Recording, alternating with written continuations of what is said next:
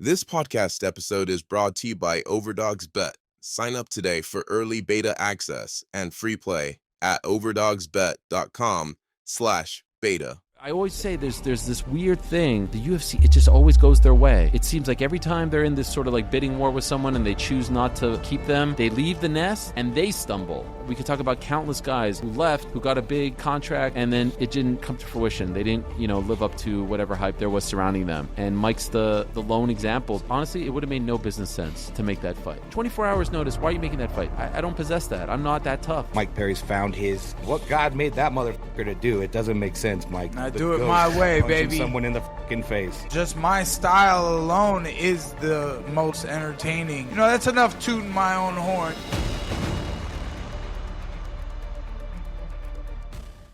Yeah, what's up, yo? It's Platinum Mike Perry, the official king of violence, baby. And we are here with OverDogs Podcast with Mac and Ice Bagz. What's up, fellas? How we doing? All right, it's episode 16. We're here, baby. Let's go. We got a good one for you today. Yeah, anything Yeah, big we got lately, we boys? got Ariel Helwani, who never does any fucking shows outside of his own, which if I was him, I wouldn't either, I guess.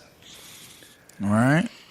Yeah, You were just on there. You were just on there, King of Violence. He wanted you on. You did a great performance, by the way. I thought it was really good. Think about this, Mac, and I know Mike doesn't want to say this, but I personally think now that Mike's stock is rising to a fucking level that there's only a handful of fucking UFC fighters that are even bigger in the fight sphere right now from a fan perspective. Yes. What do you think, Matt? No one's bigger than the king of violence. I mean, Fuck Conor McGregor.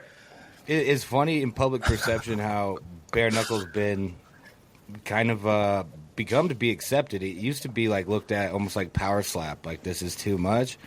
And then you look at like Mike. It's not just Mike, but it's a big part of it. His fights have been some of the ones that I've seen the most social media traction where people are actually pumped for it. Like this fight card, everyone was like, everyone was pumped for this one. Like Mike has really, I tweeted something after that fight day, and I said, like, who would have thought the two African, people to come to the UFC, leave, and really set the standard for post-UFC careers would be Francis Ngannou and Mike Perry. Mick Maynard even commented on it and said, okay, that's funny. Like, Mike has really gotten to a point not really seen like this. And, that's why it's so special, so cool. Mike Perry's found his, what God made that motherfucker to do. It doesn't make sense, Mike. Like, I do it my way, baby. Someone in the fucking face. Yeah. I do it my way. So let me tell you. Yeah, let me tell you this, Mac. So we were wrapping up. Mike had fought. He had done the press conference. We were getting in the car, headed back to the hotel to have some drinks, for the first, because he's been fucking training forever. So headed back to the hotel, and I stopped him before everybody got to the car, and I said, Mike, I just want to tell you one thing. And I was like, and I truly mean this from the bottom of my heart. I was like, a lot of guys sling around, I'm built different, right? Yeah. I was like, you are truly fucking built different, man. Just truly. Like, nobody takes the fucking damage and then puts it back on somebody else in that fashion and continues to win and win and win. It's just fucking built different. Thank you, man. It's kind of a lead-in. It's weird in a world like today. So maybe about the most viral TikTok of all time was from this girl named Bella Porch, and she just did like this silly little video. It's like real short, and it's got like 64 million views. And every fight that I have, I always make like a random TikTok.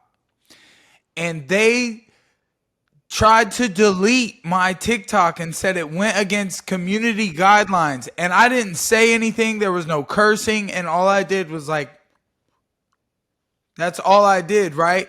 You know why they tried to delete my TikTok? They put it back because I wrote an appeal. And I said, so this is why they deleted it. My eyes. they said it was something about violence and this and that. And I was like, I wrote the appeal and I was like, I'm a professional athlete and I earned the makeup that I had in that video. So if you could put it back, like, I would be super appreciative, because my TikToks was actually finally getting a hit. And they put it back last night. They were like, Mike, you're scaring the kids. Yeah, I don't know. I mean, what the heck, dude? I got makeup on my face and you guys took it down because I'm that ugly? Come on, bro. Like, Eddie definitely couldn't have made a TikTok. He got permanently banned. Bro. Yeah, but for real, my boy sent me right after the fight because they took a shot from Mike in the press conference, and he's got the sunglasses on, and they put him next to one of the California raisins with the sunglasses on, dude. I was howling. I didn't know what the fuck that was. For you younger kids, you got to look up California raisins. It was like a fucking thing probably back in the 80s. I know you 90s kids don't get it. When you sent it in the group chat, I was like, what the fuck is that? What is that thing? It was Mike Perry, man. The other one was California raisin. I was like, I get it, but what the fuck is that from popular culture? That thing is ugly. Not you, dude, Mike, the fucking raspberry. I thought it I saw something about, Eddie Alvarez saying a immediate rematch. Yeah. And I'm like, I realized, oh, this has to be a joke. Like, how can it be immediate? Like, you're going to be out for about a year. Yeah. It can't be immediate. And then even if the rematch was an idea, it's going to be the same thing. Like, you guys want to watch him quit again? Because I'm going to break his face again. Like, easy. I don't get it, man. And yeah, I don't get it. And that's another thing that me and Mike talked about as well. Is Mike was like, I kind of wish I would have knocked him out in the first round, but I also wanted to go more rounds just because I wanted to fucking fight, right? Because that's the way Mike is. Like, he'd rather just continue fucking fighting, right? And I'm like, here's the thing.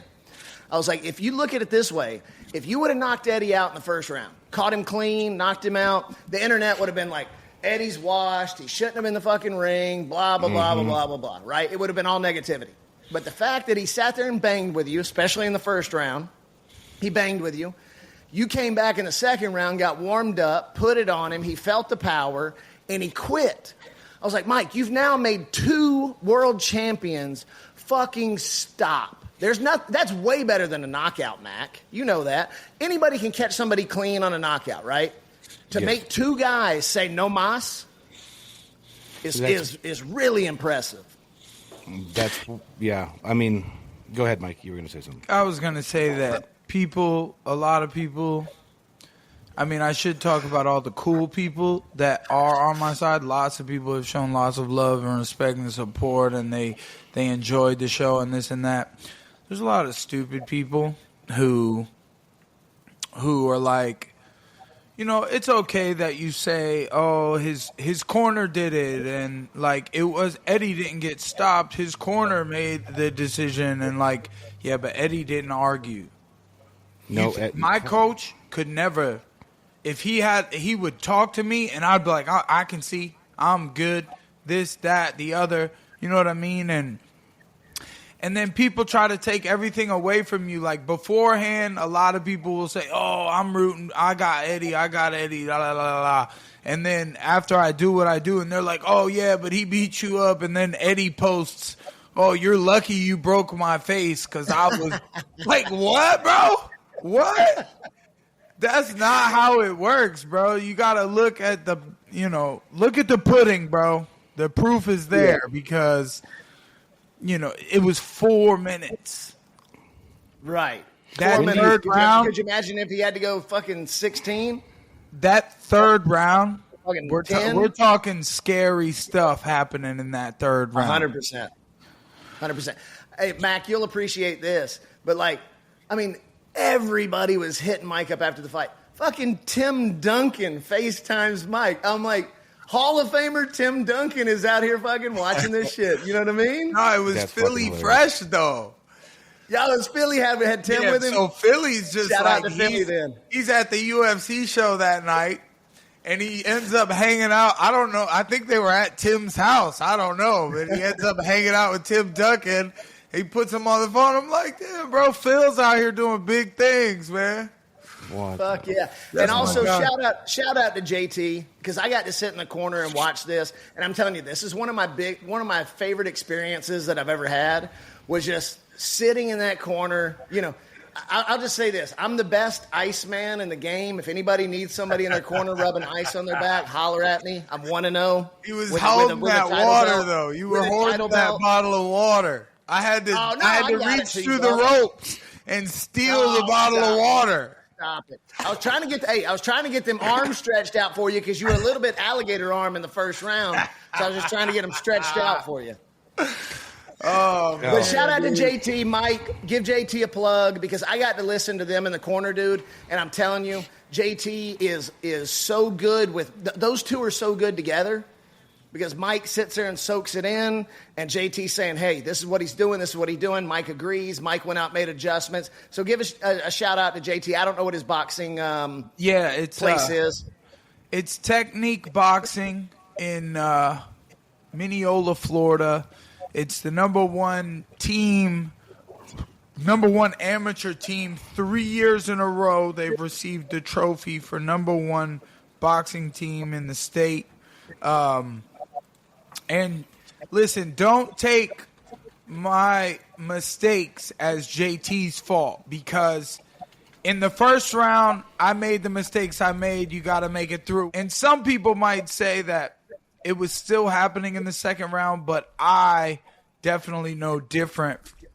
At the end of the second round, he stopped hitting me completely. His shots were they were just short of my face. I was dodging him with the shoulder roll. I was slipping the right hand off to the side, hitting him with the up jab. And JT asked me for all of that after the first round. And I'm not going to lie, I didn't really hear him in the second round. I was just waiting to go back out there and handle business. And I just stood there, toed the line. And I was looking at Eddie sitting there extra long, like, what's taking so long? And sure enough. But here we are with the one and only Ariel Helwani. Welcome to the OverDogs Podcast, sir. Our last episode had a great guest that's coming out, I think, today. And now we've leveled up and brought on the great Ariel Helwani, the nose himself. Wow. What an honor. It's a great honor to be here. Let me get this right. So you recorded an episode last week. It isn't out yet. So are we live or are we not live here? We're not live. Okay. I just wanted to make sure. And I hope Devin Haney doesn't take offense to that, because you did say leveled up over Devin Haney. Yeah. So. What? It's Devin Haney? Freaking hell. One of the best boxers on the planet. But I appreciate that, Mike. Thanks for the love. That's a great guest right there. I love Devin. Big fight for him this weekend. Yeah, but I'm talking about, so when I say leveled up, I'm talking hits. I'm talking clickbait. I'm talking get people watching.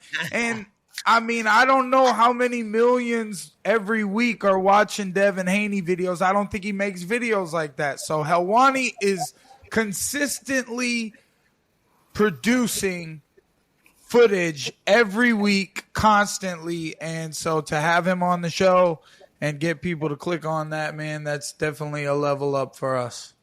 And Ariel, just so you know this, Mike and I are going to be sitting ringside at Haney Projace on Saturday night. So I'll make sure I take this clip and show it to him before the fight. Shout out to Devin Haney bringing out the king of violence. Yeah, so I thought he was fighting Regis Prograis. You said he's fighting Projace. Is that a new opponent? Yeah, it's a different guy. It's a cousin. Okay, yeah, it's a cousin. Yep. But they're close, first cousins. Hello, Mac Malley. How are you? The internet legend, the baby face of all baby faces. Nice to formally meet you, my friend. No, dude, it's an honor for real. I mean, yeah, really nice. A friend of yours named Amber hit me up, a mutual friend of ours, and she said that you were a mensch of all menches, salt of the earth, good guy. So I'm looking forward to being on as well with you. Oh, Amber's awesome, man. Yeah, that's what. Yeah, you do know Amber, don't you? Yeah, she's great. Yeah, she's amazing, man. That whole friend group down there. But yeah, dude, it's exciting, really exciting. I actually met you once when I think one of the first UFC events I went to. You were walking by and you were on your phone, and I always watch the MMA Hour, and yo, Ariel, I didn't want to bug you, but you stopped to say what's up, talk to me for a second. And yeah, man, always been a fan. It's cool to see you, like 8 years later. Yeah. Thank you. Appreciate it. Yeah, the first time I met Ariel was in Manchester for the KSI fight. You were very gracious. We took a couple minutes to talk, and then you and Schmo started kind of like facing off, so I just kind of backed out of the situation a little bit. But no, it was all good. There was no face off. We cleared the air right there in front of the weigh-in public, so it was all good. You know how powerful Ariel Helwani is? He told Dylan Dennis, Logan Paul, they face off. Oh, Tommy Fury, KSI, they face off. Ariel Helwani comes over and he goes, that guy is over there that you were trying to fight. He said he's over there cutting a promo on you right now. Why don't you go over there and start a fight with him? I don't know if I said. By the way, I didn't say it like that. I zoomed across. You did. Oh, it's okay. No one's gonna do anything to you, Ariel. You got security. I zoomed across this whole warehouse building, thinking that when he said he's right over there cutting a promo, I'm not knowing where he's at. He's across the warehouse on stage doing like a television promo. And I zoom across. I'm trying to hop fences. I'm trying to get around all these barricades. And then I get to the stairs and I climb up on stage. And my only regret is that I stood there like a weenie when he pulled his shirt off, and I should have punched him in the stomach. Nah, it was perfect. It was like an old school episode of WCW Nitro circa 1998.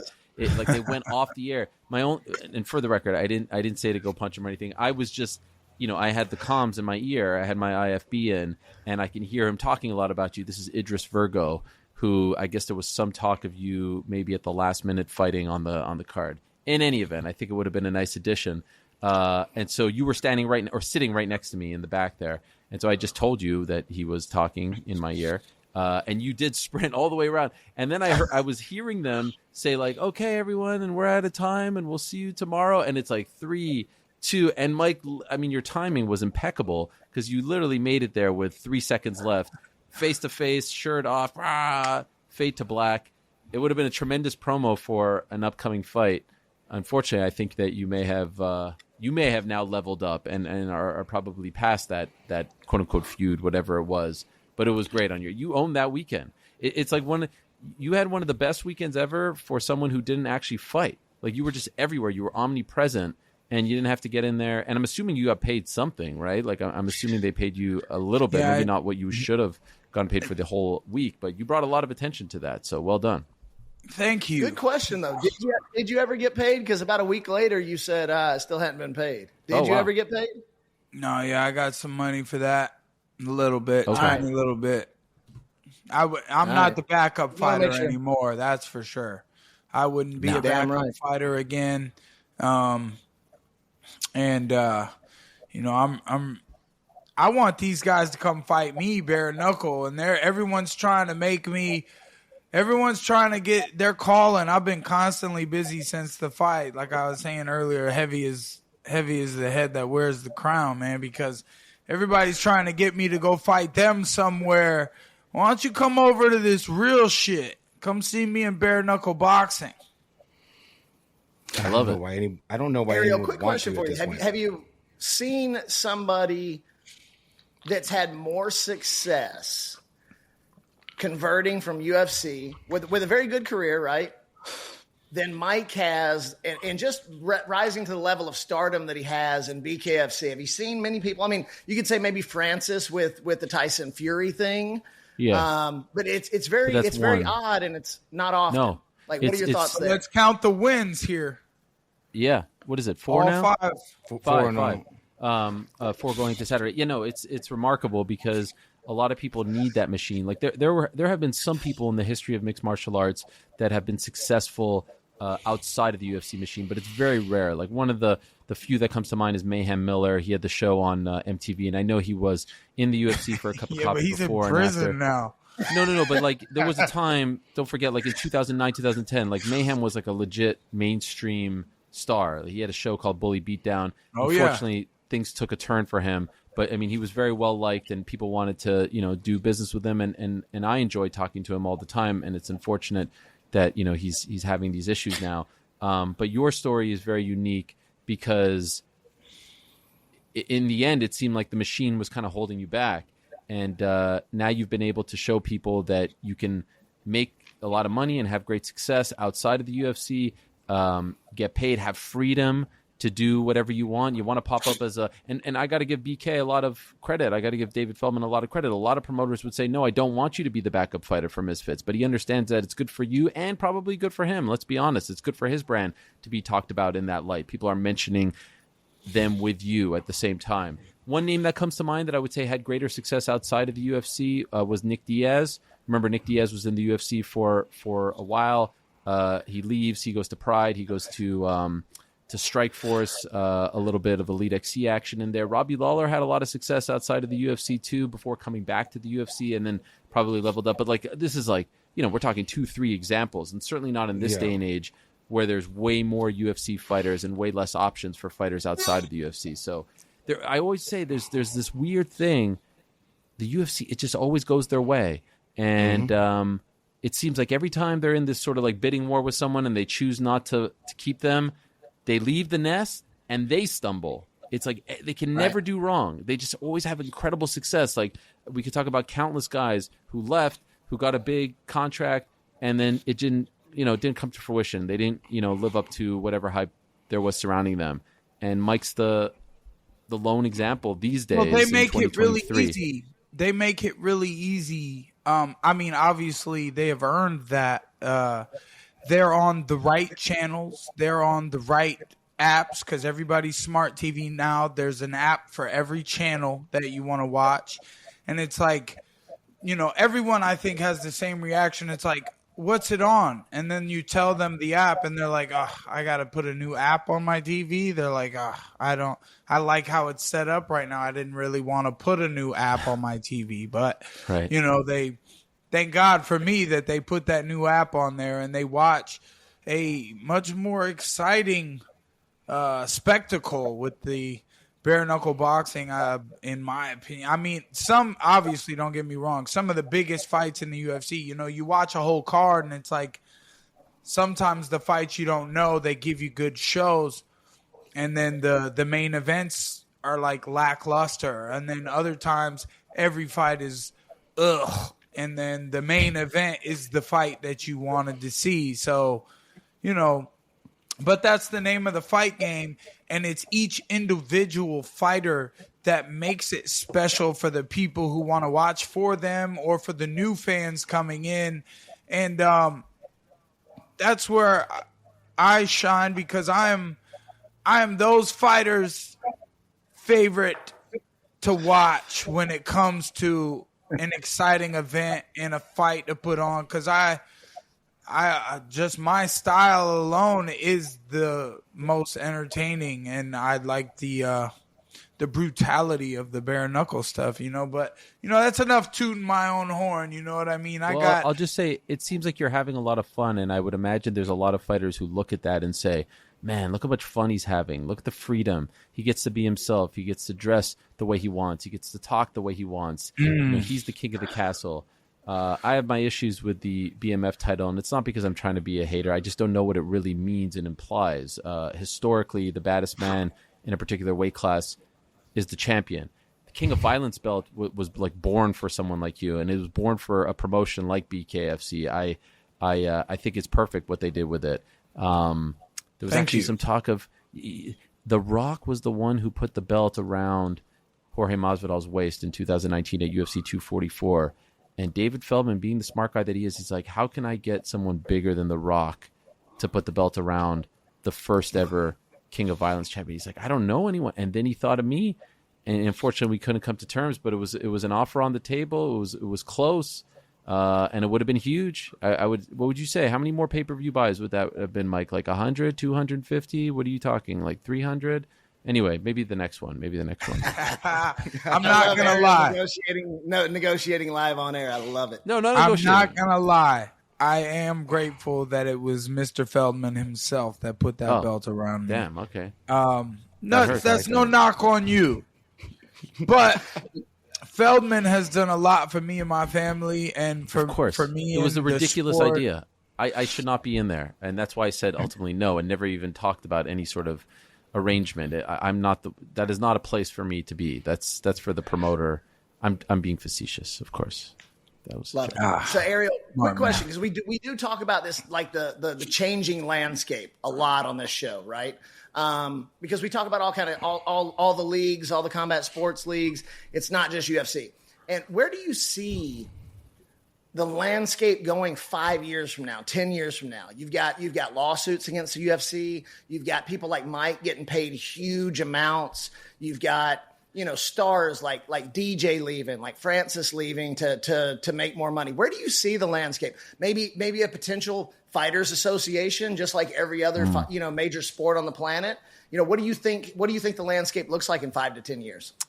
I mean, 5 to 10 years is a long ass time. Yeah, it is. 2023. Think about where the sport was in 2013, But I will say I'm a little bit disheartened at the moment. The UFC is a juggernaut, and they are so successful. And it's the UFC, and with all due respect to any other promotion out there, I hope they don't take offense to this, but there's only 2 combat organizations on the planet who can announce that they're going to a town, and tickets will sell out without a single fighter or fight announced for the card, and that's UFC and WWE. And you may not like that I'm putting them in the same category, but the point is, like, they can sell tens of thousands of tickets without a single fight attached. BKFC isn't doing that kind of gate on Saturday in Utah if Mike Perry versus Eddie Alvarez isn't announced for the card. Right. You know what I'm saying? Top Rank, if Top Rank announces that they're coming to Newark, people are like, yeah, and who's on the card? Oh, Shakur Stevenson's on the card? All right, now I'm going to buy tickets. So you have to give props where it's due. And I find that the gap between them and all the other MMA organizations are only getting bigger and bigger and bigger, or it is only getting bigger and bigger and bigger. And I, of course, know that PFL acquired Bellator. I think that's good and bad. It's bad because I like the fact that fighters have or had another option to seek, to negotiate with, to have leverage with, to say, all right, if I'm Sergio Pettis and I'm leaving the UFC, well, I could talk to PFL, I could talk to one, I could talk to Bellator. Well, now one of those options are gone. It's good because I do think that the guys behind PFL have a vision and are smart and are aggressive, and they're going to give these guys a good home, and they're going to pay well, et cetera, et cetera. So that's the good and the bad, but there aren't as many options as I would like. For example, I'm a huge boxing fan, and so I know that if I'm a free agent when it comes to boxing, take Devin Haney, for example. Devin Haney was fighting under the Matchroom umbrella for a very long time with Eddie Hearn. And then he realized in order for his career to progress, he had to go get George Kambosos' belts. George Kambosos was Top Rank. So he had to leave Eddie Hearn and go to Top Rank and fight in Australia twice, get those belts, become undisputed champion at 135, and then come back to Eddie Hearn. Does that happen in MMA? Does that freedom happen? No. In boxing, you have Matchroom, you have Queensberry, you have Top Rank, you have Golden Boy, you have PBC, you have Boxer. I mean, I just named 6 promoters, solid promoters, not to mention the others off the top of my head. We don't have that in MMA, and so I wish that there were more options. That's why you see a lot of fighters look at boxing, look at BK. I'm talking MMA fighters here. And I wish there were more options as far as MMA is concerned. I do not think there's going to be an association anytime soon. I thought in 2016 it was the closest it ever was. And when I mean closest, there was just someone that was willing to stick their neck out for something called the PFA. And they showed up to a couple of events. And for whatever reason, no one signed up. Were they afraid? Were they trepidatious? Were they anxious? I don't know. But no one signed up. No one wanted a part of it. And that was that. I've not heard of any sort of movement whatsoever to galvanize the fighter. This class action lawsuit that you're talking about is the first time that there's been sort of like a collective voice, if you will, and we'll see what transpires there. But ultimately, I think the UFC is only going to get bigger. It's going to be really interesting to see what happens with their next TV rights deal, because at the end of the day, their deal with ESPN really took them to the next level, and that's up in 2 years. So if they get an even bigger deal, they'll get only bigger and stronger there. And I'm curious to see what happens with PFL. Can they truly be a number 2? They're striving to be a co-leader. They're not going to be a co-leader anytime soon. Meaning, when I say co-leader, no one is going to touch the UFC. Like, they need to come to terms with that. You could strive to be number 2 and have big moments and big fights, but the UFC is Kleenex, is Xerox. They are mixed martial arts in most people's eyes. And then my question is, who else is going to emerge? Is one even going to be around? Is there going to be a number 3? There needs to be a 3 to 5 as well.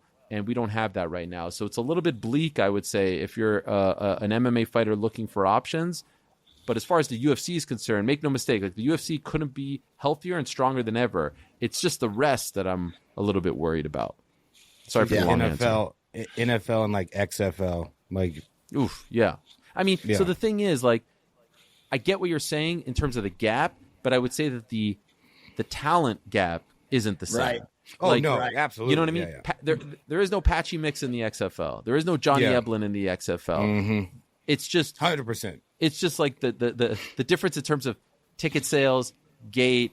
I mean, I don't know what the PFL did for their last pay-per-view, the one 2 weeks ago. I know the ballpark that they did for their first one last Black Friday, talking 2022, and it's like, I mean, it's nowhere in the stratosphere of what a bad UFC pay-per-view does. I would say that the pay-per-view business for them shouldn't be something they look at, but that's that's their call. So I agree with what you're saying in terms of like the gap in terms of market share, but the talent gap isn't the same. 100% agree. Yeah. Yeah. Hey, Mac, I want to jump in here real quick. I know Mac's kind of our stats guy. I know you like stats too, Ariel, but Mike has been like saying, hey, get me a stat. Get me a stat on my own fights. So, Mac, why don't you give him this stat? And it doesn't jump out at you, but it's pretty fucking shocking when you think it through for a second. Okay, well, so first of all, I'm not like a math or stat wizard. It's just there's sometimes stats that I do remember or retain because I think they're interesting. But, Mike, I've been looking for you. And because you're a brawler, you know, a lot of times I knew you'd have to be on some type of like, there'd be something about your stats. When I got to your bare knuckle stats, dude, I was looking through them, and what I find, like I looked at one, I looked at the next one, and I go, damn. Then the next one, I'm like, wait, hold on. And then the next one, I'm like, holy shit. Essentially, looking at your bare knuckle stats, you statistically go like 1-for-1 shots over the course of a fight every single time. So if I told somebody, like if I asked you guys, all right, this fighter has 4 fights, look at his stats, like dead even. How many times do you think he won? You'd be like, maybe half of them, like maybe 2 of those. Those are all so close. And I said, okay, no, he won all 4. And then you go, okay, well, what the fuck? Well, what those stats trying to tell you now? Then I tell you how you won. I'm like, look at his face. Like, look at the finish. He finished him here. Same amount of punches every single fight. This motherfucker hit. Like, what is this dude doing? Like, does this guy have Tony Ferguson's elbows for knuckles? Like, that stat stands out to me when your stats are dead even in 4 fights and you beat the shit out of the last 4 guys. So it stands out to me. I think that's weird. I want to know who's counting punches and shit. Like, these motherfuckers are paying attention so well, or do they have lasers? Are there computers that are counting every motion that's like a shot or like a feint or a significant? I don't know about BKFC, but I know back in the day, Fight Metric had a deal with UFC, and then it became UFC Stats. You know what I'm talking about, Mike? No, I'm thinking of the guys on the side with the clicker. Oh, I watched him land a jab. Oh, I watched him land 2, 1, 2, 3. You know what they had back in the day in the UFC? They would have like 3 kids. I'm talking like 20-something-year-olds with old school video game controllers, like from a Dreamcast or something that was connected to the TV, and they would sit there and like they programmed the controller like A is a jab, B is a leg kick, C, because there's so much more than just the clicker for boxing, right? And I was fascinated by these kids. They would be in the back where I would do the interviews, and there would be 3 different monitors, and I think like one guy was in charge of the red corner, one guy was in charge of the blue corner, and then one guy was for something else. And they would sit, and they would look like they were playing video games of live footage, and that's how they would count it. And I would be blown away by how would they, like, is anyone going back and checking these? Because it's all happening very fast. In real time. I don't know if real they go life, back like and check Guitar them. Hero for MMA. That's real life Guitar Hero for MMA. And was dude, that wild to reminds me watch like them. the kids that play UFC 4 and shit, like Martial Mind, you know, all those guys, they could probably sit there and do that. You wouldn't even need to recheck. You'd be like, especially for BKFC where it's 2 rounds of all pressure, right? Yeah. I think you were actually, when Mac told me this last night, I was sitting here, he was texting me, and I'm like, this is really fucking impressive because it's 2 things, right? One is you're eating the punches better than everybody else. And then two, you're inflicting more damage when you do punch. Like, that's the only way that you go undefeated on a dead even number like that. That's the only way, right? Yeah. And I think you were way ahead in total until that first round with Eddie, and I think he landed like 50 more fucking shots than you did, and that kind of brought it up to even. When did you think you broke his orbital? I'm joking. I'm just saying, like, and that's the thing too, is there's the viewership of people who watching who think they know what they're watching and they really don't know what they're watching, and then there's the fighter who's in there who there's a momentum, and there's when I brought that pressure, I knew it was breaking him down. As every punch touched me, I felt him losing energy, losing control of where he was in the fight, and finding my own, balance to everything. So, there's something that can't be taught, and it has to be, I am like one of those wizardry kids who's, when you watch them play video games, they don't miss a button. You know what I'm saying? It's like, I'm not missing buttons in there because that's my playground. That's where I do my shit. And like Ariel Helwani wouldn't miss a statistic. This motherfucker knows everything about everything. So like, that's me in the ring. It's like, I know exactly what's going on, and it may look one type of way. And that's the thing about being the king of violence. That's why it's so fitting, because I know shit that y'all don't. So, Ariel, what do you think is more demoralizing? And this leads off of Mike's point. What do you think is more demoralizing? The fact that you realize that he hits like a Mack truck, or the fact that you realize that every time you throw a fucking punch, the guy just keeps going forward? I mean, I feel like that's a question better answered by someone like Mike, who's been in there. Yeah. But I've asked this question before. When you feel like you're giving it your all, and you're landing clean shots, and the guy isn't getting rocked, isn't getting dropped, isn't getting phased.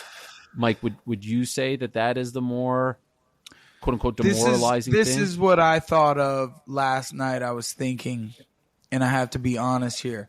A lot of people gave me love. This should be, a lot of people should like what I have to say here. A lot of people gave me love for the Vicente Luque fight. I was one who was like, he got the damage, I hit him with shots that I thought should have penetrated him and done anything to him, and his face took them very well. I remember his face when he looked at the camera after the fight, and he's like trying to see if he had marks on his face. Yeah. Maybe he had, obviously, shots do deep, penetrable damage that you might not see.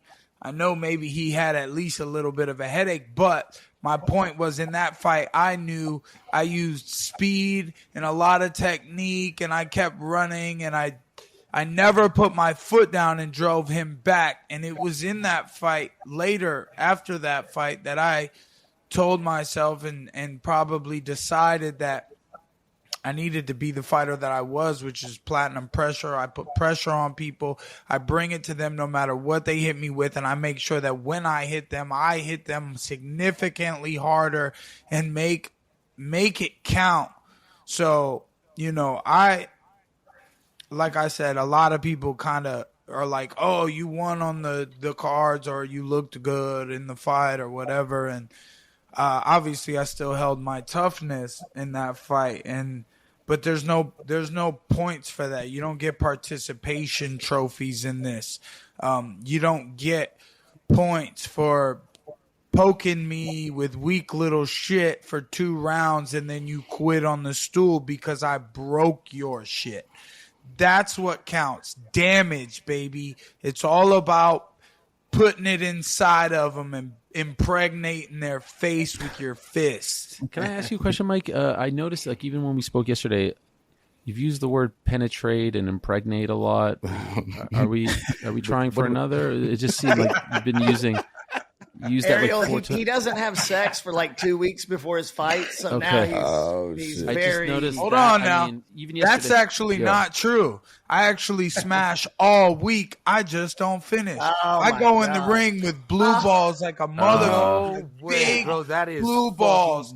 And that is nuts. It's like if I can sacrifice food and drinks to make weight, then I'm like, girl, I'm going to please you and I'm just going to quit. I'm just going to stop in the fucking middle. And I'll bring myself right to the painful edge and be like, and just Only put it Mike back Perry. down like a Jedi wizard, bro.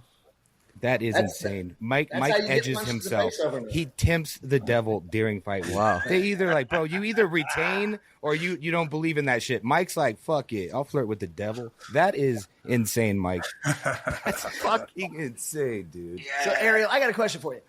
You're at the top of the game. You've been doing this for so long. Like, how much fucking fun are you having right now?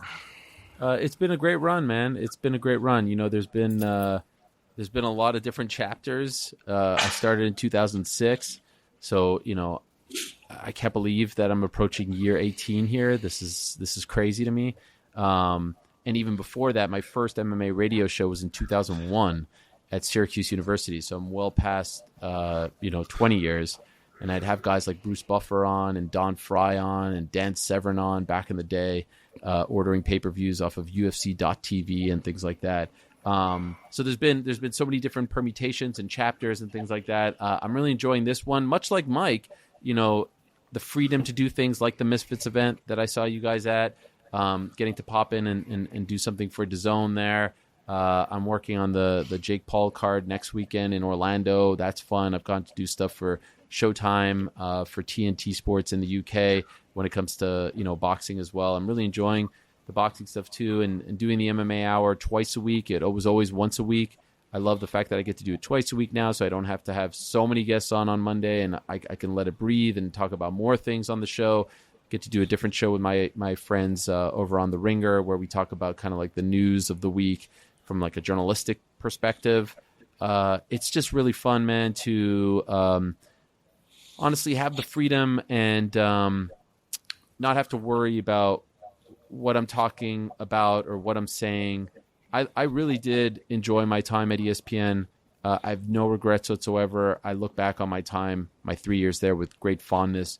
But by the end, it was starting to feel like a little bit like it was, you know, a circle and a square, because I just couldn't talk about things that I wanted to talk about. And there's, I feel like to a degree, a misconception that I just want to talk about negative things, that I just want to talk about anti-UFC things. I mean, if you look at my show yesterday, it was just like a glowing love affair with Saturday night's fights. Whether it was the UFC fights or BK or boxing, it's like I would argue that 95% of the stuff that I'm talking about is positive, because I recognize this is a shitty world, and there's a lot of negativity out there, and there's a lot of things that make you down. And I want to be the escape for people. And so when I hear from someone that, like, hey, I had a crap day, or I'm listening to you while I'm delivering packages or mowing the lawn and stuff like that, like, that's the greatest compliment that I could ever receive, that someone chooses to listen to me or watch me as an escape from reality. There's nothing greater than that. No different to a degree than like Saturday night, someone that has a shitty week and they're looking forward to Mike Perry versus Eddie Alvarez, which was the talk of the week, with all these great fights, and all they want to do is sit down with their friends and have wings and drink beer and watch these guys entertain. And so I would never compare myself to the fighters in any way, shape, or form. But if there's someone on a Monday who's feeling down and just needs an escape, and they say they want to listen to me, like, that's the best. So that's what keeps me going. And like a show like yesterday was incredible, and I feel so lucky that, you know, Mike has a big fight on the Monday. He's on to start the show, and then we go to Brady, and then we go to Davison Figueiredo, and then we go to Misha Tate, and then we go to Dan Hooker in New Zealand, and then we go to Armin, and then we go to Mike Chandler. Like, what, you know, Yeah. what a life. I can't complain. awesome. I won't lie. There are times where I feel down. There are times where I feel, you know, frustrated or things like that. That's everyone's job, but there's nothing to complain about. And I feel very lucky that all these years later, I still have a relationship, not only with the fans, but with the fighters as well, that they still want to come on and talk. And I can help, you know, get their story out, because honestly, like, at the end of the day, all the, you know, you asked me right now, like, which fights happened 2 weeks ago, and I have to take a minute to think because there's so many damn fights. But it's the fighters and their personalities and the stories that make me interested and make me have the same sort of passion for the sport that I've had since I was a fan, since I wasn't even covering the sport. So in short, sorry to go long, having a great time, and I just pray it doesn't end. I'm always afraid that the dream is going to end and I'm going to have to go do a real job somewhere. And I hope that time doesn't come anytime soon. I feel you. I feel you so much on that. I was one of those guys, Ariel, like straight up.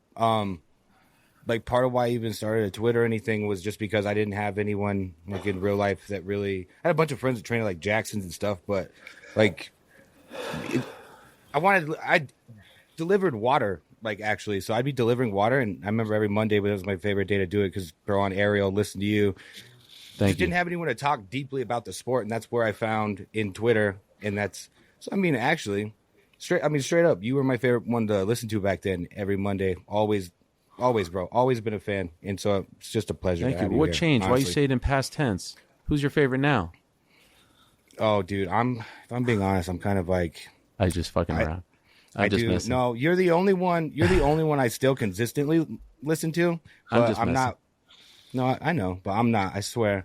I just don't really consume that much media about MMA anymore. Just the fights.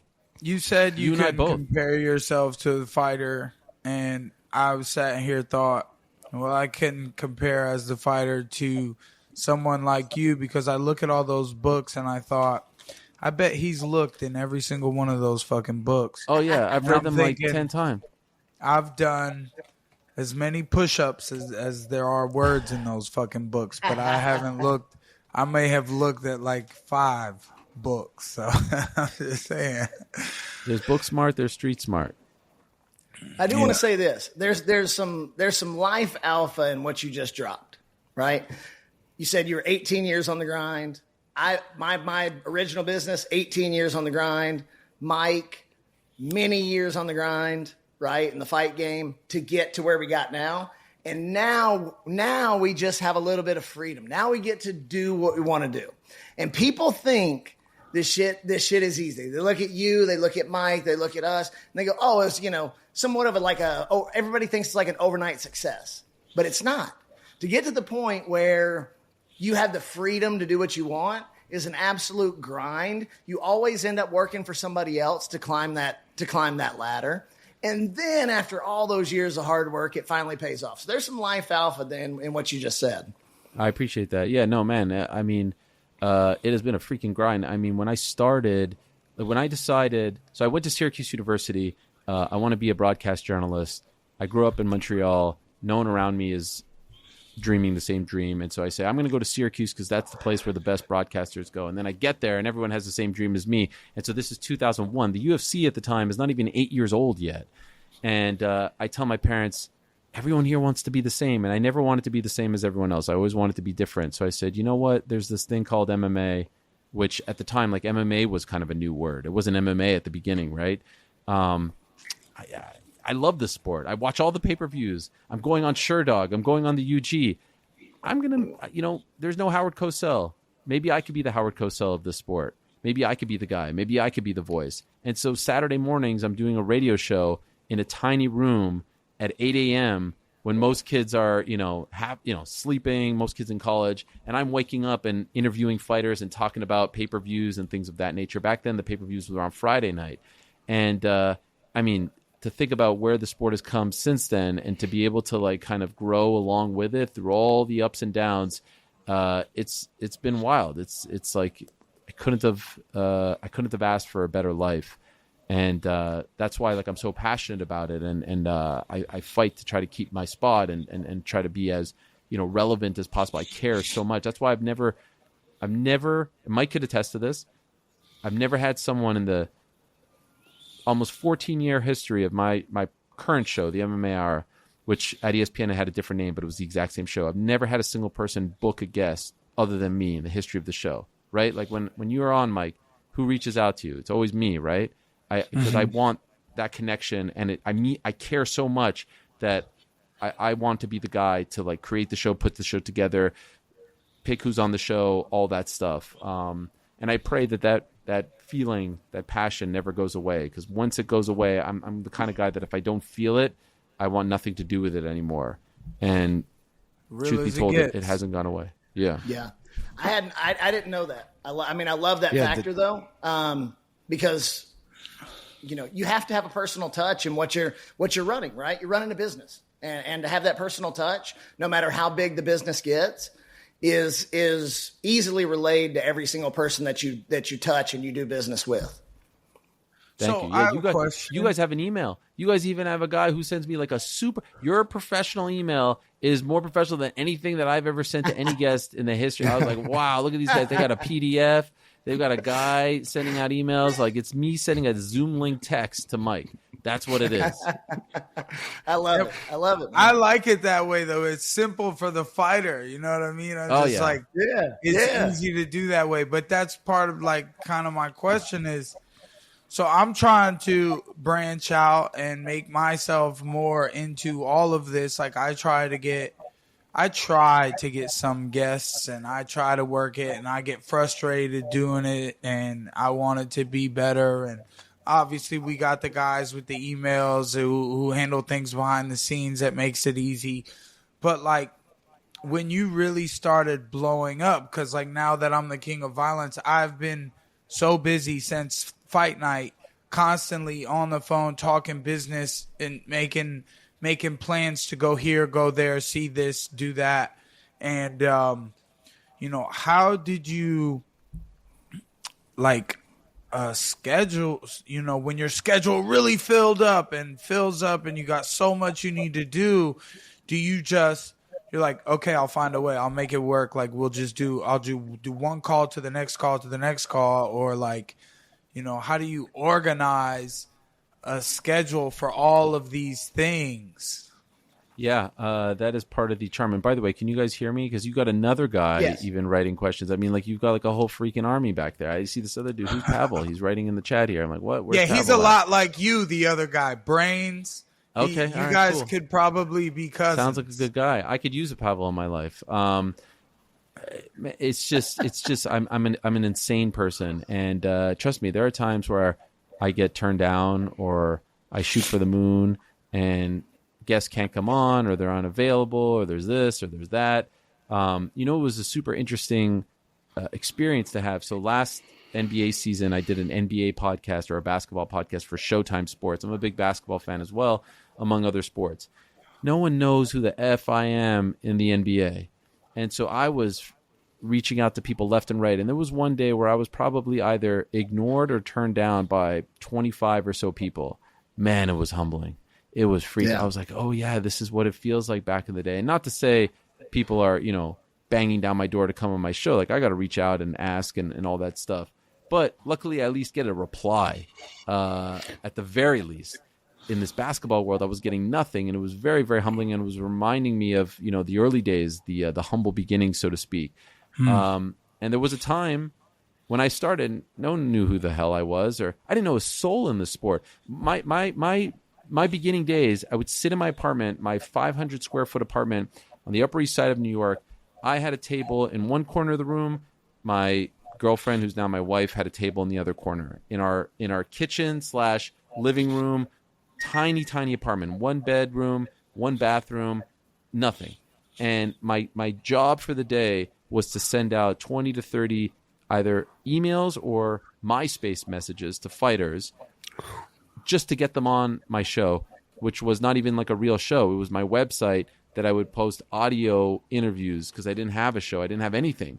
And I would get, one reply, 2 replies, and I would be over the moon.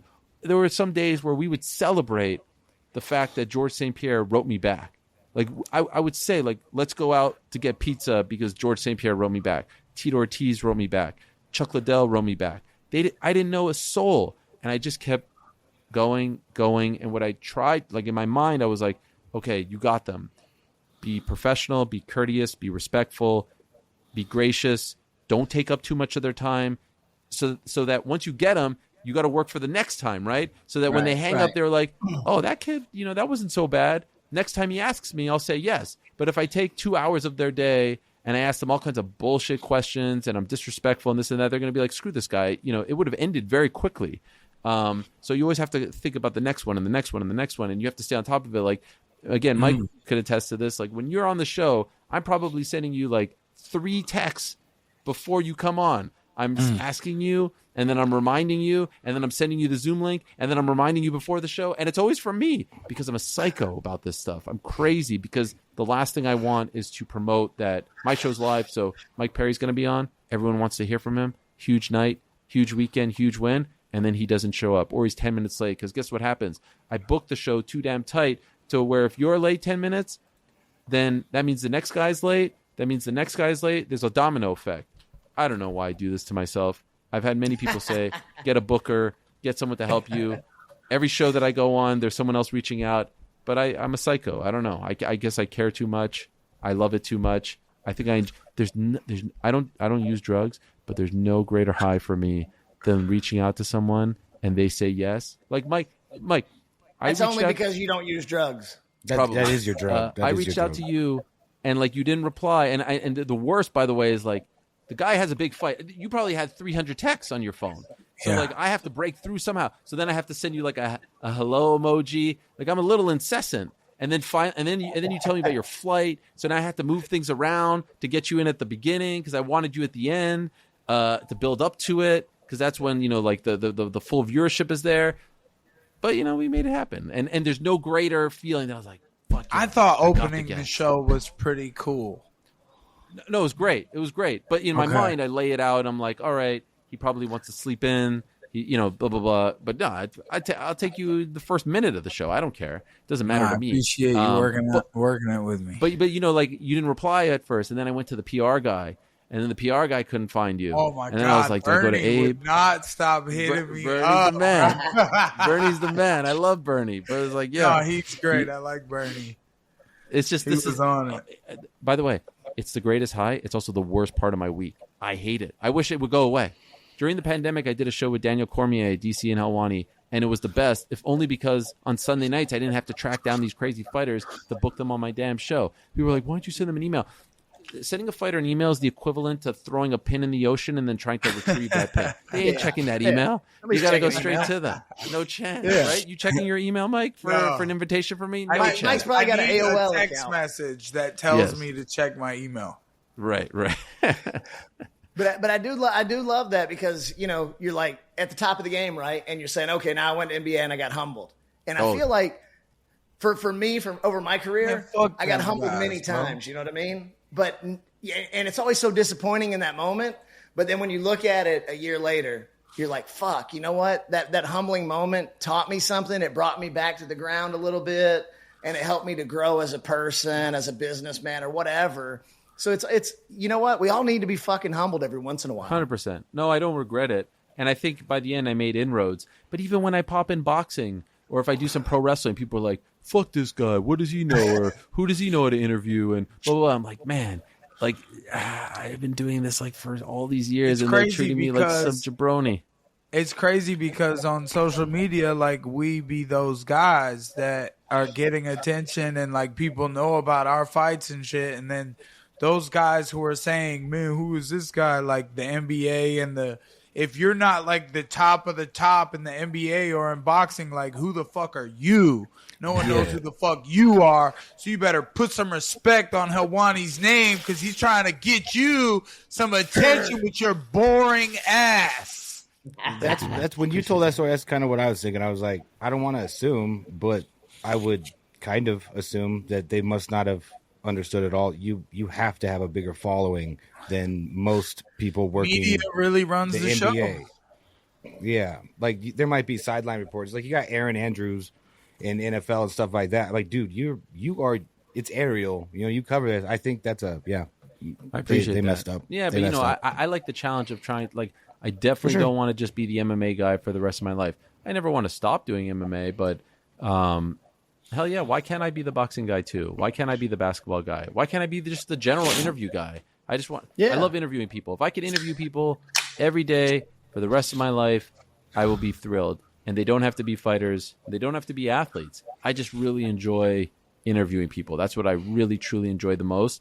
And so I could stay in the comfort zone and just remain the MMA guy, but that would be no fun. We only get one life. I mean, Mike could have stayed as the MMA guy too. You got to do Now he's some out there. TikTok dances like me, bro. Like, Yeah, I don't know about the TikTok.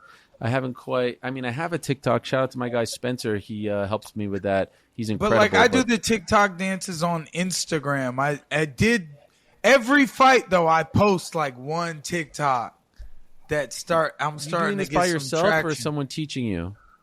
I'm doing it by myself. I just watched the younger generation, like, and now I have kids, and like, as a fighter who's played a game his whole life and fighting, I don't know. It's kept me kind of, and my wife is like 6 years younger than me, so she's super hip to, and my boxing coach too. He put me on like, oh, if you go to a city, you look up stuff to do on TikTok, and they'll give you the best like options of restaurants to go to and things like that. Like TikTok is where you Really? go. I but- didn't even know that was a thing. TikTok? Yeah, bro. Like if you want to find restaurants in cities, go to TikTok and look up stuff there, and then you'll see these amazing videos that people post of like all the food options that this restaurant has. How do you even find that? Would you search it? Like if you're in Austin, There's a you search bar on TikTok. I don't really go reviews, on it. bro. You look up Google brunch, reviews for me. brunch I'm in good. Salt Lake City. Ah, that's brilliant. Okay. Yeah, absolutely. TikTok's the spot. but, Like the whole wait staff doing a dance at the restaurant? Or Yeah, what that's is what, it? I mean, like after I beat people's asses, I go and do TikTok with my I was telling them about this earlier that I made the most viral TikTok of all time was the Bella Poarch TikTok where she just does that. And I did it with my black eyes, and they removed the video because it incited violence. And I wrote them an appeal and was like, hey, I'm a professional athlete and I earned the makeup I wore in this video. So please, like, I think you got this wrong. And they put my TikTok back on. Wow. So, yeah. So then I posted it on Instagram, and it's getting hits. Like every time I knock out somebody's teeth or break their face, I'm doing a stupid little dance. I would love to see you do a stupid little TikTok dance. There's some I think videos it of would me go out there. viral. By the way, when you went on the scale on Friday, did you do the DX chop? Was that what you were doing, or were you doing something else? I saw you. Were you going like this, like DX? I was doing the John Jones suck it, All right. fucking Well, with all suck due it. respect to John There's Jones, people, I mean he's great. people were But but suck it is from DX. You know what DX is, right? yeah. Triple H, Shawn Yeah. Michaels.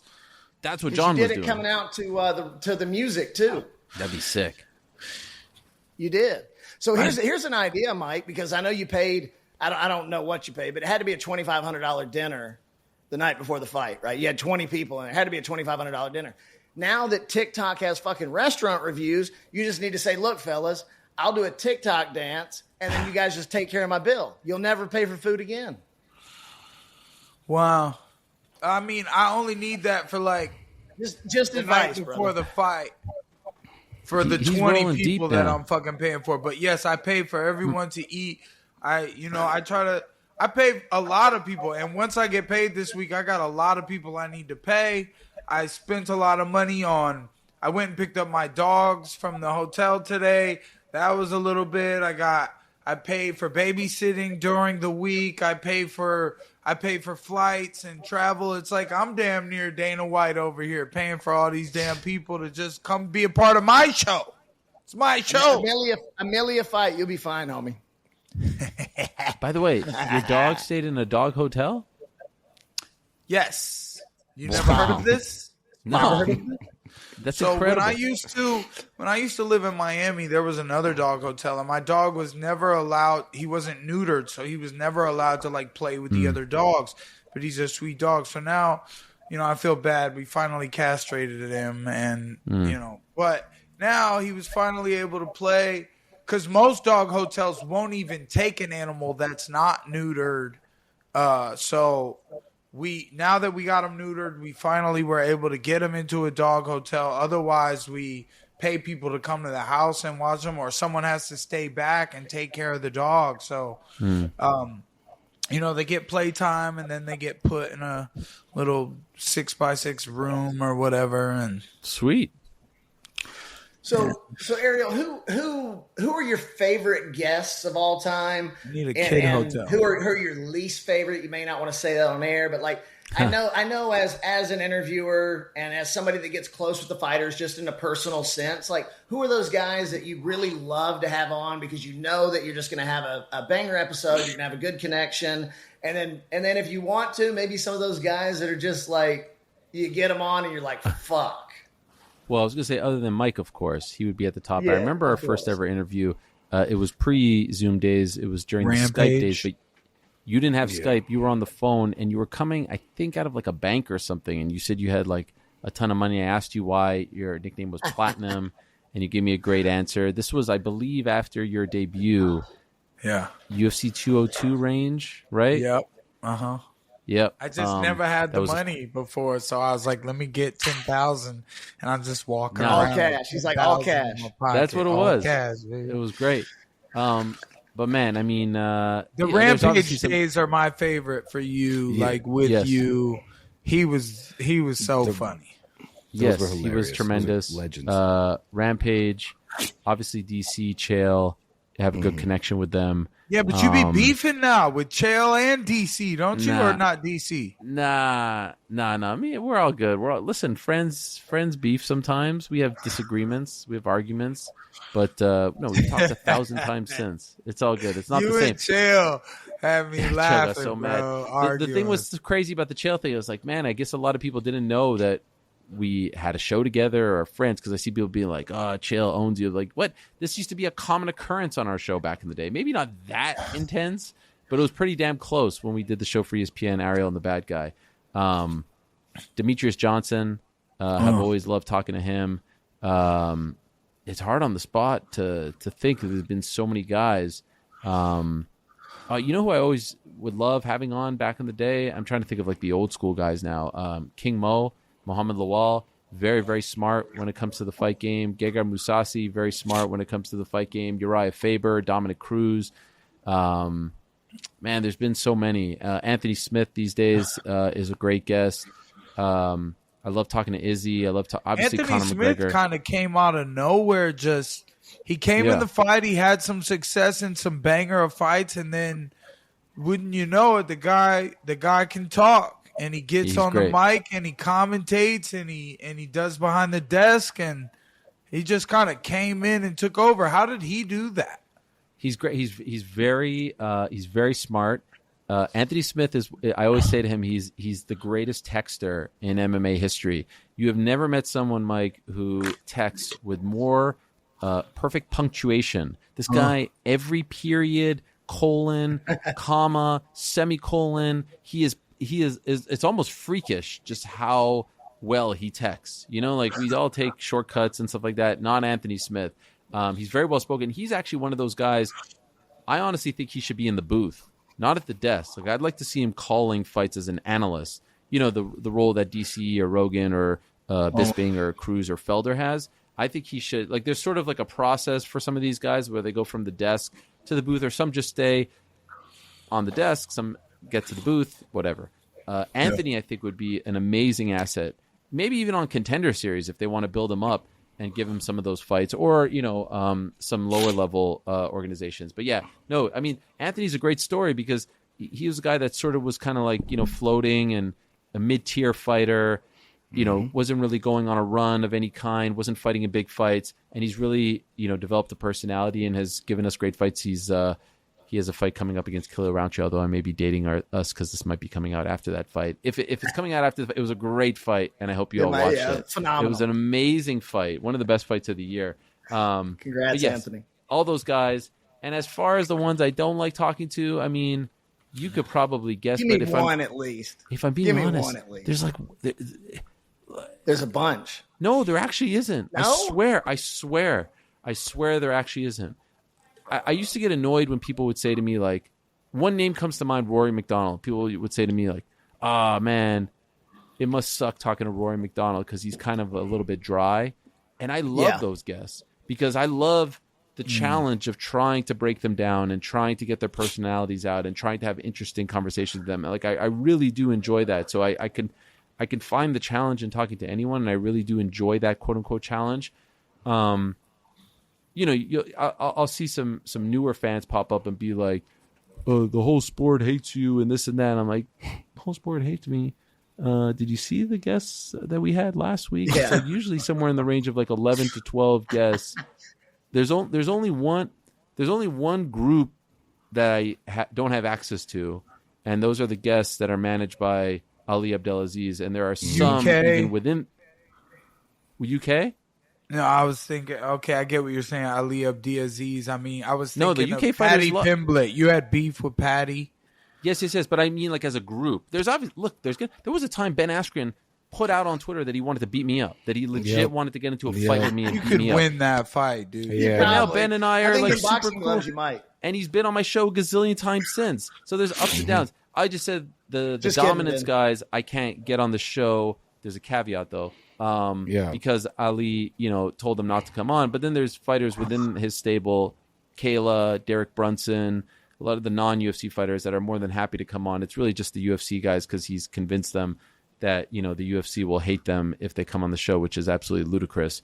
There were 6 UFC fighters on the show yesterday. But other than that, like I could count the beefs on like one hand. If that's what you're getting at, like I could count the beefs on not even all 5 fingers. So, Yeah, I'm not even saying beefs. I'm just saying I'll just add think about how many fighters have been around the sport since I started. Thousands upon thousands, Yeah, right. If the beefs are even 10, the ratio there is what, 1%, 0.1%. So I can live with that. Not everyone's going to like you and be, your best friend. That's just the nature of the business.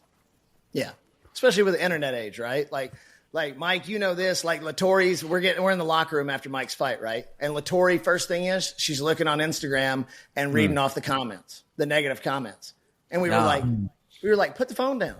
That is so irrelevant. You're talking about random people on the fucking internet that have an opinion on something they know nothing about, right? Like, what's the point? You just have to ignore it. Someone told me recently, look, I'm not trying to be some like preacher here. I'm addicted to it too. I fall for the traps. It's not healthy. I wish it wasn't a thing. I wish we didn't care. But someone said to me recently, like, our minds aren't hotel rooms, and we shouldn't let people check in and out, especially people that we don't even know. Like, what the hell? We would never ask these people for any type of advice. So we're just letting these. Well, yeah, we're just letting these people fucking squat in our brains. So I'm this is like my thing right now, trying to break habits. Right. I'll admit, I would wake up, I would get my phone. First thing I do, I check Twitters, I check my mentions, I check this and that. I'm sometimes only checking it to like 9 a.m. I'm going like 3 hours without checking it. And that's a big victory. And it's kind of sad that that's a victory, right? That we're so addicted to it. But I need to break that habit because life is too short and too great to let, complete strangers ruin our moods or our days. And by the way, it's an amazing commentary on society. I bet you, Mike, that you got, like if we boiled it down to 100 comments, it was 99 to 1 in terms of positive to negative. But yet, as human beings, we tend to focus on the one, and that's sad, but unfortunately true. You'll get 1,000 good comments, and you'll scroll right through them, and then someone will call you a bitch, and you'll be like, "Man, fuck that guy," and you'll fixate on that. Why is that? Why do we fixate on that? So I'm trying to break these personal habits of mine. And that's my big goal. That they're obviously lying just to get it's an obvious lie. It's like if 99 people were like great, and one person's like bitch, you're like, damn, that guy's mom's getting fucked by his neighbor right now, bro, and his dad is at work and knows about it. We call that in Puerto Rico a cabrón. Okay. Yes. Good to know. Yeah, but I mean, like I started because I never had to deal with this before. And then when we started the podcast, I'm looking at the YouTube comments, and I'm like, the fat bald guy, he needs to this and that. I'm like, I'm like getting fixated on it a little bit, right? And then I just quit reading them. And I'm like, you know what? Here's the thing, internet trolls. All of us here get to do the fucking most fun things that we want to do. And then we go back and we hang out with our wives and kids after. You can't fucking beat us. You can't. Yeah, but Dude, those little bastards have a good time talking shit. They got 6 accounts with no fucking picture, and they're like, "You're a fucking ugly piece of shit, and I hate you." And they go have pizza and drinks afterward, like they did something. When I started this whole thing, my skin was so thin. I mean, it was, and I think most human beings who aren't doing like. It was like thinner than this piece of paper right here. It couldn't have been thinner. And so that's been a great, exercise to try to toughen the skin. And I think I'm in a much better place than I was back in 2006. But it's not, it's not normal to wake up and look at the phone that you text your mom and someone's like, "You should die." Like, for what? What? Because you didn't like my show? Well, what are you so mad about? But again, here we are fixating on it. 99% of it is love, but we fixate on the negativity. Well, we're just trying. That's what I said. There's been a lot of alpha, a lot of life alpha on this show. Mental toughness is 100 times bigger than fucking physical toughness. Whether you're fighting or whether you're not fighting. Mental tough. Mike tells me all the time. Like when Mike came here and trained with me and Roy. And I was like, I can't do this fucking cardio. And Mike looks at me and goes, "Dude, cardio's all mental." He's like, "It don't have anything to do with physical. Mental toughness is always 100 times bigger than physical toughness."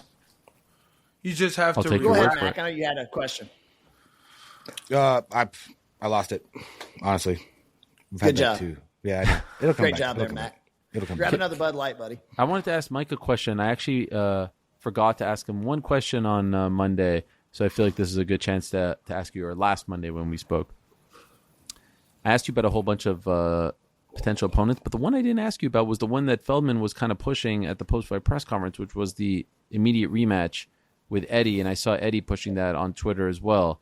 Do you have any interest in this? So I didn't hear that, but I didn't hear it at the press conference or whatever. I was back changing after I left the press conference. I didn't know that they did that. And like I said earlier when you were on, I was like, it can't be an immediate rematch because, one, surgery on two broken places of orbital bone, he's going to take quite a while to come back and heal.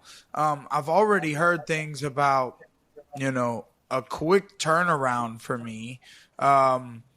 So, I mean, look, if they want to give me another check to do it again to this guy, because I'll gladly do it again. No problem. It would be the same story. There's no way, especially in a in a rematch where he's got to go train for it again. It's not like he wasn't looking good or doing things right. It's just obvious that I had more than him and just in the right places. So I put my punches in the right places. I would break his face again. Sure, you want to give me another free check? Bring it on. You want to do it in Philly? You want me to smash his face in his own hometown? He probably hits me less next time because I won't be as willing to just allow him to do so. So, sure, man. It sounds crazy to me that he goes on Twitter and he goes, "You're lucky you broke my face. Otherwise, what? Otherwise, what? You would have had to come out for the third round and possibly not made it home that night." Okay. When do you think you broke his orbital? Because I know where it was. When he started scrambling, dude, he turned it on at one point. It was like that kind of thing. They said in the commentary that might have been a slip. He clearly hit the gas, and I was thinking, I think Perry probably already fucking broke something on him because there was two spots. That makes a lot of sense. One was a right hook. Tell. One was a right hook that caught him, and then also when you wobbled him really bad, he bounced off the cage. And then you guys grappled for a second, and you caught him with an underhook or an undercut. I was like, that's upper. Yeah, underhook, grapple, shoot, whatever. Those two shots right there were nasty. There was two body shots I hit him with too that made him go. Slammed him. I heard him go, and I smiled. I want to know this. Who do you want to see next? We got, look, think about the potentials. Anthony Pettis, Connor, Jorge. There's probably others. What would you like to see next? Robbie. Man, you mentioned Robbie too. The one that has like the most potential for fun and the backstory and everything is you and Darren Till. Yes. I would love to see it. I would love to see you versus Darren. I'll rifle them off. I would love to see you versus Darren Till. I'd love to see you versus Nate. Will he come do it bare knuckle? Yeah, well, that's the He thing. won't do it. I don't He know. won't do it. I'm just talking about like who I would love in a fantasy world to see you, the build up. Like the other thing that's been fun about this ride that you're on is like you have become the destination for all these guys who are kind of like taking the leap to freedom, right? Like the MVPs of the world. I know it was sort of like a brief freedom, but he left the nest and then he fights you, and I think he had a lot of fun. And look at him now; he's a big free agent. Rockhold, Eddie. Is he not signed? It's close, but I keep hearing this. Okay. Yeah. Rockhold. I would be surprised at this point if he doesn't go to the UFC. It makes too much sense, and I think he wants to be in the UFC, but it is not a done deal. Darren Till would be the build up would be so much fun. It would be so much fun. Now, did he really tweet afterwards saying in bare knuckle he would beat me quickly, or was that just other pages making this up? I don't He had know. gloves on. He had gloves on when he tweeted the video. He had gloves on. I promise. It would be great. All right, so Platinum, can we talk about the Fight League just for a second? Yes, I would love that. All right. So we are currently in the works to start the Platinum Fight League. Oh, Platinum okay. pits. All right. And we're talking about 4 to 6 ounce gloves. 4. Boxing. Oh, 4 ounce. So 4 ounce gloves boxing. Boxing. Yeah. Knockout power. And then you get all the guys that like the Darren Tills. Yeah. Like that's all right, Darren, here it is. When we get this done here shortly, you're going to be the first fucking offer for Mike Perry to fight boxing style in 4 ounce gloves. So is this Tell me you straight don't up want to boxing fucking rules? see that. Little Straight bit up boxing BKFC, little bit BKFC, Little rules, right? clinch, Little clinching. And what about can we drop the golden? The golden rule would be you knock them down, you get 5 seconds of ground and pound. Wait, okay, well, are you going to be able to get this sanction? Karate Combat has those rules. Yes. Straight up, so what are the gloves going to be like fingers? Yes. Or is it going to be like straight clothes? MMA. Finger. Just like So like BKFC is an open, you know. Yeah. We can get it sanctioned. Okay. But You tell me people don't want to see that. 4 ounce MMA gloves, basically. That way 4 we ounce could. MMA glove. That way we could go after boxers. Yeah. This is, by the way, this is what PFL was talking about. Francis Ngannou, Deontay Wilder was essentially these rules: boxing, but with 4 ounce gloves. But you want to make this a league. So I've talked. Oh yeah, no. We're already into it. Roy Jones is going to be commentating with Mike Perry whenever. So when you were saying Anthony Smith, I'm like, because we need a somebody in the middle. Mike, Roy. You need a play-by. You need a play-by-play guy, though. You need yeah, right. Who do you like? Well, for this, Ariel Helwani. I mean, he's not bad. He could be a bit of a jerk, if I'm being honest. I heard he's too expensive. A pot stirrer instigate. Yeah, probably. It's tough. There's McMalley may know what Ben the Bane is good. He's young. I was gonna say, yeah, throw his ass in there. Yeah, you guys know Ben the Bane Davis. He's young. He's hungry. Or you could go like super old school, like Jim Lampley, but he's probably super. That's expensive. what we were talking about. HBO I was actually boxing. talking to Roy about this, and he's like, "What about Mauro Ranallo?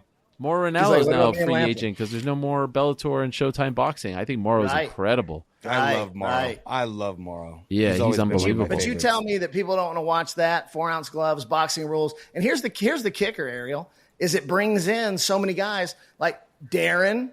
If you're listening, you don't want to fucking fight bare knuckle? You've already fought in 4 ounce gloves. Let's do it. I've already talked to a ton of pro boxers. They're ready to go. And you're funding this league?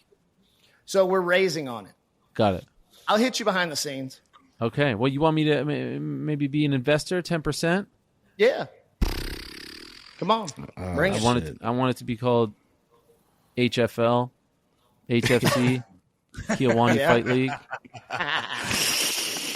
All right, here's what we'll do. We'll do a starter matchup, and we'll do Mike versus Ariel in 4-ounce gloves, and whoever fucking wins it gets to name the league. Oh yeah.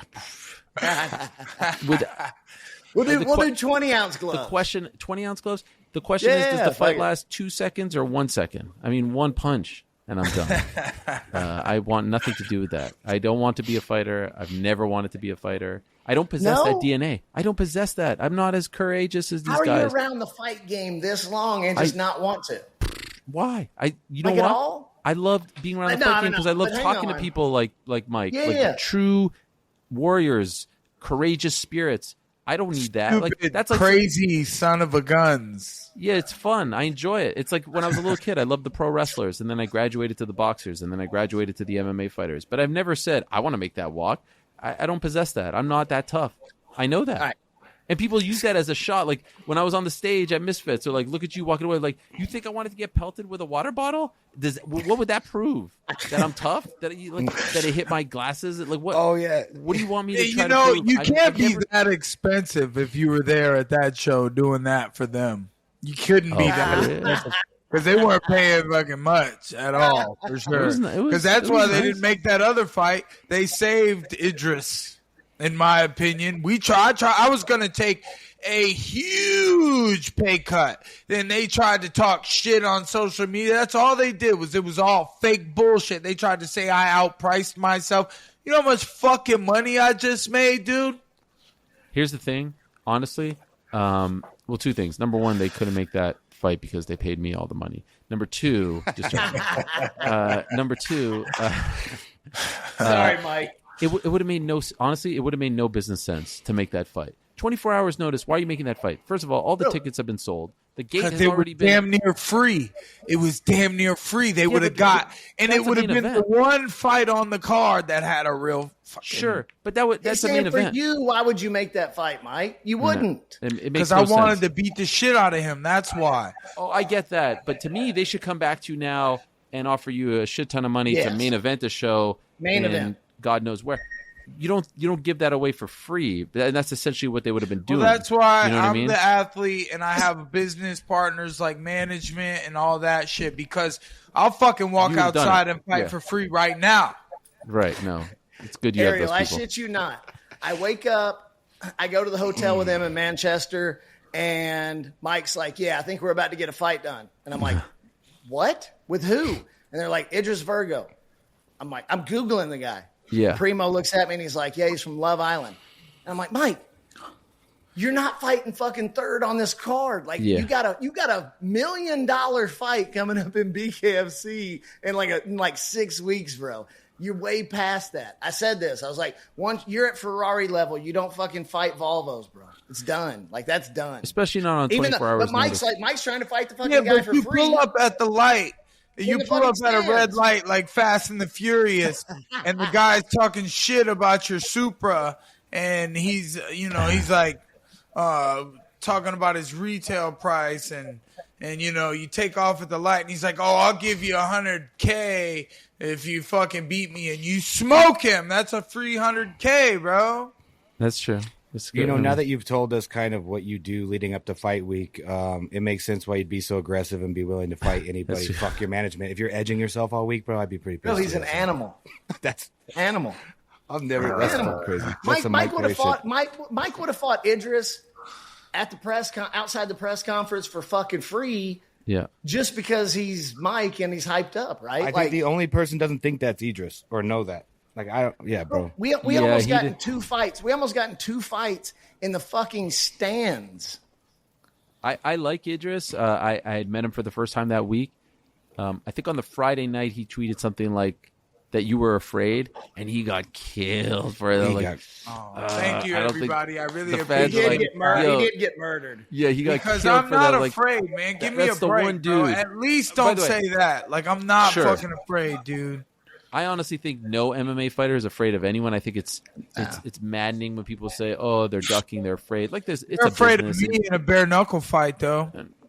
Fair enough, but That is fair. to say that about Platinum Mike Perry, I mean, it was a ridiculous comment. It was a ridiculous comment. I really appreciate it. And it was very funny to see the tweet, and then I may have magnified it by retweeting it a little bit, and then I think everyone came and was like, "Bruh, this is not the one. This is not the one to talk about like that." Ariel's like that, just stoking the No, fire. I was just like, okay, let's see. Mike, come over here. Hey, Mike, come over here. Idris is talking about you right now. Come over here. I was just trying to help the guy out. He was sitting there, all by himself. I was just trying to help you out. That's all. I sat there all night like a good little bitch, fucking sitting there waiting. I did say hi to Tommy. I like Tommy. I was like, hey, man, I wanted to say hi to John, but, he was so focused on oh, my God, dude. The one thing I saw that I did not see on any of the footage was when John Fury was mooning KSI, dude. Oh, He yeah. gets up on stage and shows him his ass. My cameraman was like right there, fucking caught a hell of a view. Yo, your cameraman's gave me the professional. video. I like your cameraman. He's great. He does a great Yeah, job. he's great. Shout out Danny Mosaic. Shout out, Danny. He makes Yeah, art. shout out, Danny. Great guy. Ariel, brother, we don't want to take too much of your time. You've already been on here for an hour and 20. Yeah, you say this after you took 80 minutes of my time. God. Right, You don't right. want to take too much of your Didn't you get paid? Yeah, I paid you, what, $50,000 for was an great. appearance, right? Yeah, That's a going rate. That's a going best rate. deal. Best deal I've ever Yeah. cut. No, Look at honestly, that, I man. felt like this was 30 minutes. I had a blast. Thank you for Appreciate having it. me. Thank you Can I so throw you much, one? bro, for coming on, can man. I throw you one MMA lore question real quick? People, MMA what? I asked MMA lore, Oh, okay. and I get it's funny though. I ask people what they would maybe want to ask. One good question, and I think this is probably the funniest. Oh, here it is. Funniest one. Yeah. What did you see on Dustin Poirier's phone? That's a great question. You know what's so funny about that question? It just speaks to how much bullshit there is on the internet. Because this video that you're talking about is from an interview that we did back in 2019, April of 2019 in Atlanta before his fight against Max Holloway for the interim title. And it's a bullshit video. It's an edited video. There's nothing. Is it really? Yes. Is it really? Yes. And it still lives. It still lives. No, but he said, whoa, not that one. No, it's an edited video. He says to me, I don't remember what we're talking about. The premise of the interview, which was actually a really cool series of interviews we did it with him, with Izzy, I think Kelvin Gastelum too. Anyway, I would sit down with them and we would watch old fights, and they were telling me like what they're thinking and all this stuff. And so he wanted to tell me something about one of the fights that was on. Again, this is 4 years ago now. And so he's looking through his phone. And he's like, "Oh, not that one." And then whomever made this video edited it together to where he says not that one about something else, and then shows me like looking away, and it's all spliced together. None of that is real. That whole exchange did not happen like that. So I hate to myth bust here. I didn't see anything inappropriate. I didn't see anything that I shouldn't have seen. It's all bullshit. It's all If nonsense. you were caught red-handed, Hey, Dustin, you just Dustin, gave we got the you, bro. perfect sell for like Nah, it's man. not It's the real. truth. I love Dustin. I would take a That's bullet the for thing. Fuck Dustin. yeah, thanks, homie. But it's not. It's nothing. You wasted Word. your one good question on that one. Sheesh, you could have Hang asked on, me that. did you get to see any of Dylan's videos or no? I see. I want He was nothing to in do with those studio. videos. I want No? nothing to Okay. do with any of that. I got virgin eyes. I hear you. There you go. All right. But there you Ariel, go. Thank you. appreciate Thank you, bro, so coming much, on. bro. I know you don't do any shows. Had a blast with you, man. It's Pleasure. great to see like you behind the scenes and get to see some different aspects of you. Love it. Thanks, Great, guys. dude. All the best to you. Yeah. Appreciate it very much. Feed your families, have a good time, punch people in the face. That's episode 16, OverDogs Podcast, Ice Bags. The GOAT at punching people in the fucking face, not wearing gloves, Mike Platinum fucking Perry. And then we had Ariel Helwani on here. I mean, we just keep going up, boys. Let's keep it, keep this shit cooking. And we will see you guys next time. This podcast episode was brought to you by OverDogs Bet. Sign up today for early beta access and free play at overdogsbet.com/beta.